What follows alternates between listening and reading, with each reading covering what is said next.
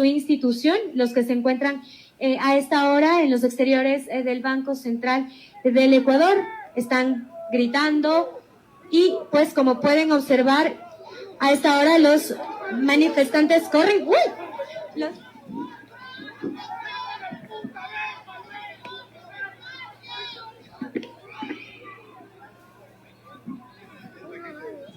Los policías a esta hora salieron de las vallas con una carrera fuerte intentando repeler a los manifestantes, quienes pues ya estaban un poco calmándose, un poco retirándose también.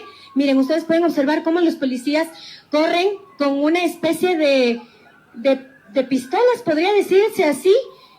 Ellos están corriendo contra los manifestantes para atraparon a un joven uniformado, lo atraparon y lo están arrastrando a esta hora por la calle. Ustedes pueden observar cómo se lo llevan, cómo lo arrastran y se está todo por acá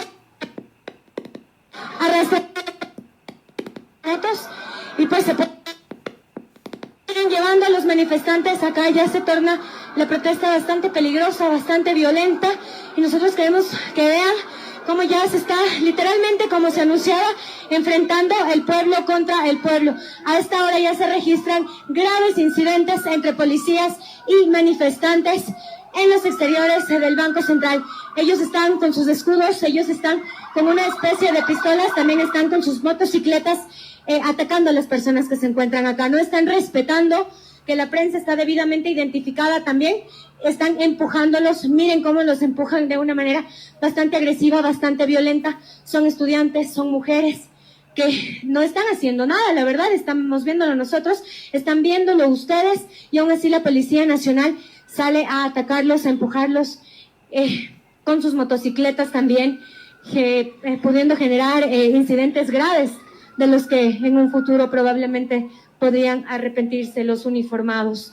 Imágenes bastante similares a las de la protesta anterior, policías arrastrando estudiantes, policías arrastrando manifestantes en la calle, policías amedrentando a la ciudadanía con sus motocicletas, con sus armas, con sus gases.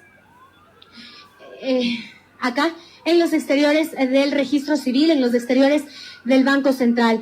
La policía lo que busca es que los manifestantes se vayan, los manifestantes abandonen el lugar. No solo les ha bastado con no dejarles pasar el centro histórico, sino también ellos buscan que los manifestantes ya se retiren. No se